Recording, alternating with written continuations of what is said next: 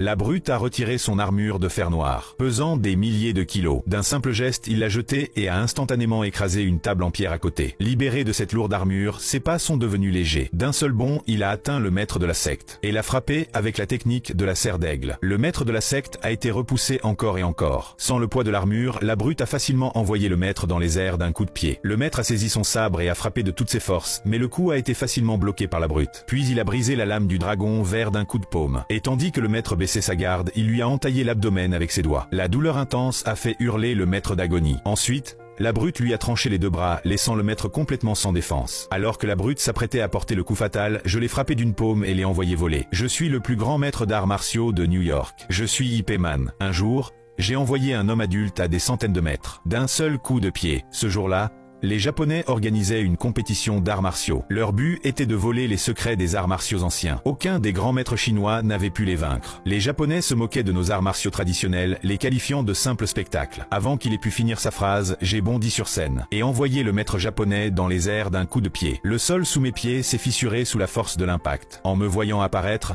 les Japonais se sont rués sur moi sauvagement. Au début, je me suis contenté de me défendre, mais ils croyaient que tous les combats sur scène devaient finir par la mort. Ils s'est moqué de moi, disant que je manquais de force. Alors j'ai décidé de leur montrer ce qu'est le vrai kung-fu. Quand il a entendu que je m'appelais Ip Man, il est devenu encore plus déterminé. Il a dit que me vaincre était le seul moyen de prouver la puissance du Japon. Et ainsi le duel a commencé.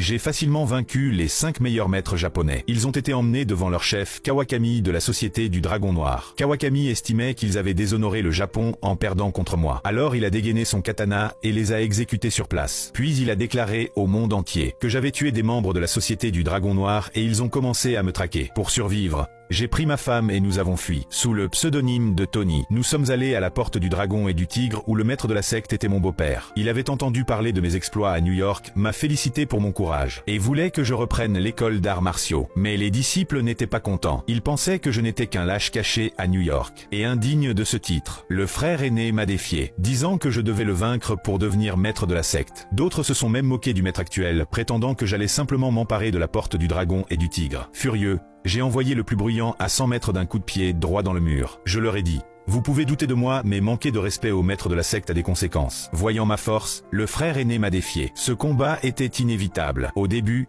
j'ai esquivé ses attaques. Ils pensaient tous que je n'avais aucune compétence. Mais l'instant d'après, j'ai contre-attaqué avec une force écrasante. Chaque mouvement aurait pu mettre fin au combat, mais j'ai choisi de me retenir. Il a réussi à me toucher d'un